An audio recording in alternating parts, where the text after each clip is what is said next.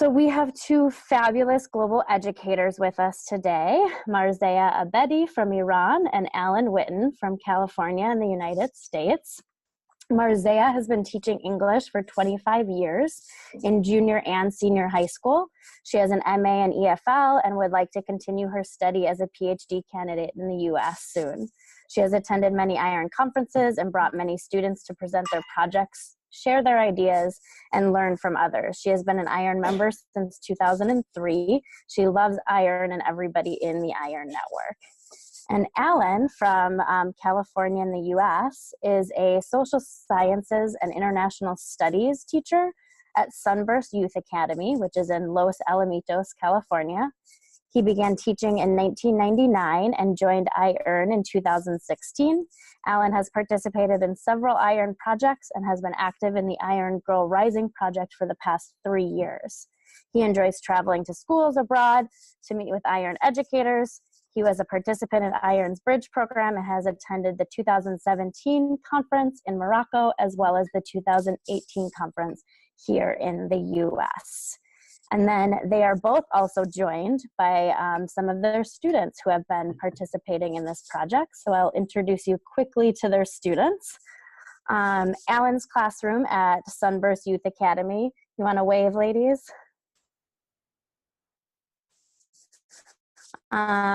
These participating cadets at this academy are 16 to 18 years old. They are students in Alan Witten's global education class.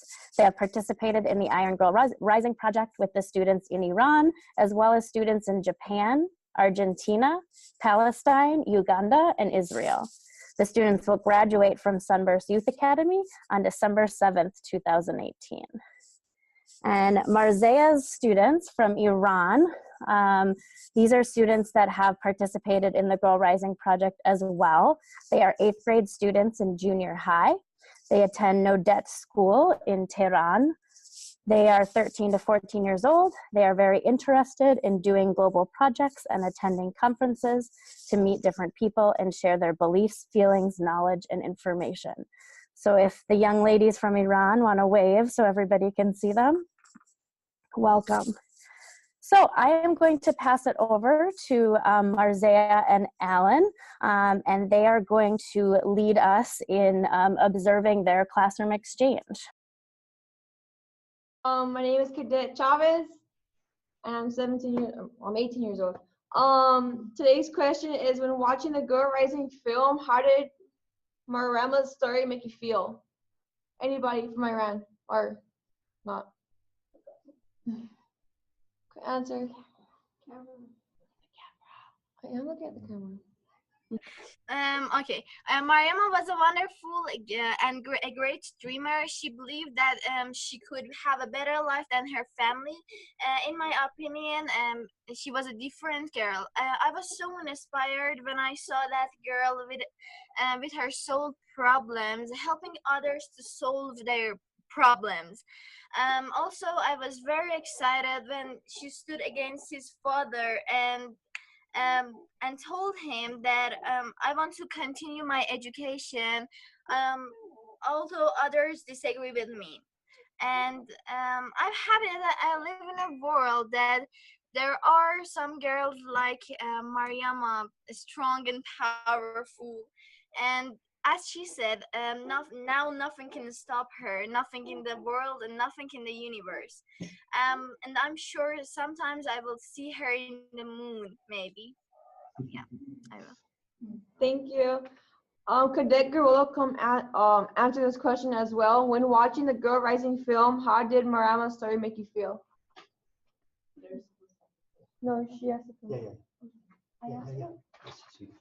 Thank you, Ahelia. You're welcome.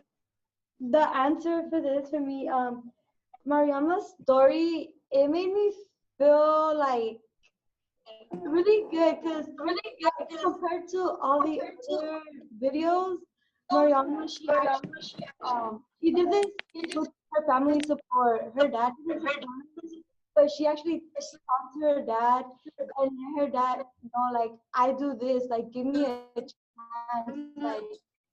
And her dad gave her a chance, and she actually doing what she wants to do, help out people. and help out the girls in general and give them good advice, which is something like people need good advice and people to encourage them to actually do good and be successful. And just women in general, like it was good that she's helping them and she was able to do what she wanted even though people didn't approve of that. That's what I Good job. Thank you, Sabrina. Was there ever a time in your life where someone told you you could not do it because you're a female? Yes. For example, in Iran, usually women cannot be as a president, or for the second part, they cannot get a very high place. And there's a lot of limitation in Iran about women. And there are some omit opinion about women in Iran too. For example, some of men think that women use their cell phones as they are driving, and so they're careless, or they think that women are weak, they cannot be a professional and popular surgeon, and so on. But they are wrong, of course.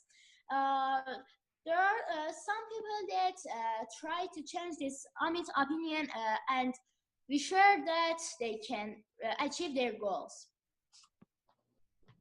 Thank you. One of our cadets will answer the question. For what, was there ever a time in your life that someone told you couldn't do it because you're a female? Thank you, Perry, but I think that there was disconnection at the end of your speech, but it was good. Yeah, this. Hi Perry, I'm Kadia Vasquez, and I may answer your question by saying that yes, there's been many times that me as a girl, as a female, I have been degraded many times because of that. But situations where they say, oh, you can't do a sport or you can't do this because you're a girl, you can't kick a ball because you're a girl. It doesn't have to mean that you can't do a certain thing just because of your gender. That's impossible, because we can do what's impossible. We can do anything that we put our minds into. And as we continue doing it, many women around the world have proved that it's possible to do that, and it will continue to happen. Nicely done. Thank Good you. job. Do you want to do the next one? Yeah.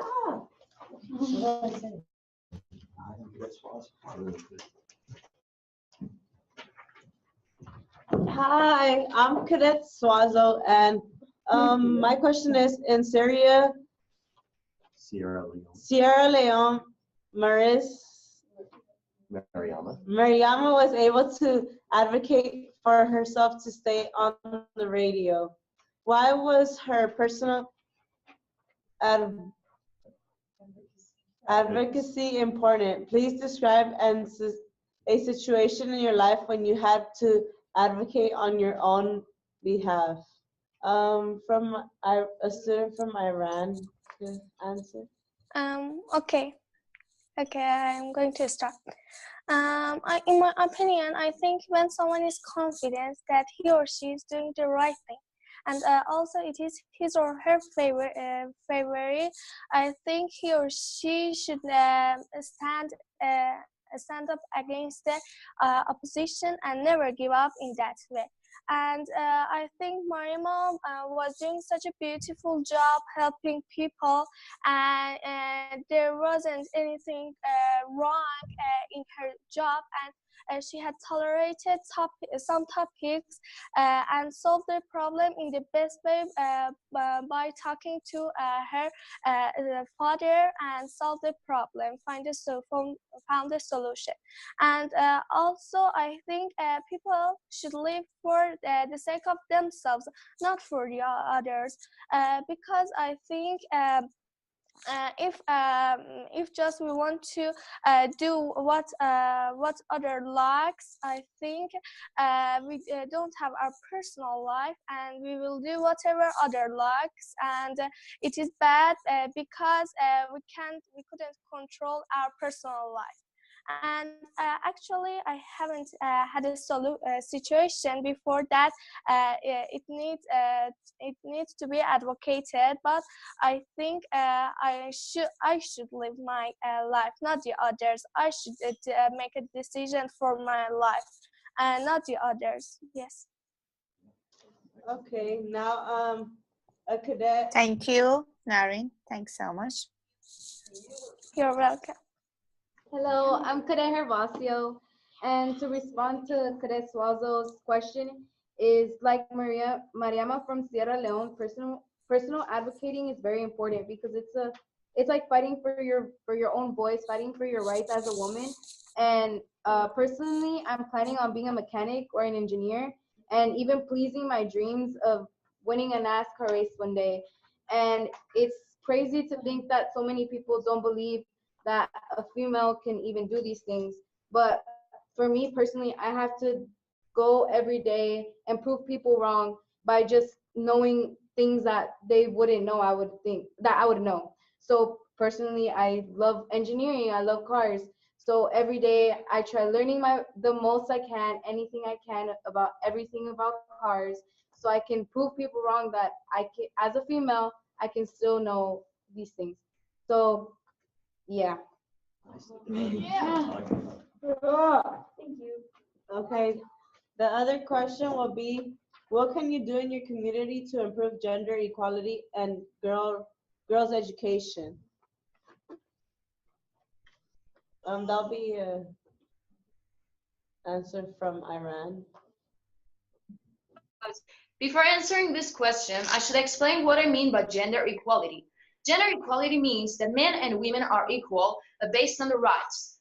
They may have some differences, such as physical conditions, but none of them is better or more important than the other. Should be helpful in their community as they can or want. To improve gender equality, we should start from ourselves. If we are labeling women, we cannot expect others to respect women. After agreeing on gender equality, we can start informing people around us, like friends and family. It will be spread everywhere, and it will change, and the society's beliefs will be changed about women. Education is very important. Women with educated women are very confident, and they know about the laws and human rights. A society with educated women is so and peaceful. There are some problems not leaving schools and not educating. One of them is economic problems. We can support them with money, and if we can't, we can introduce them to charities. And sometimes misbeliefs and traditions make them bounded. So it's very important issues. So we must effort them to make them efforts to be aware of laws, and if we can't, we should ask help from upper ranks like government and etc. Another thing is that we should respect housewives and mothers.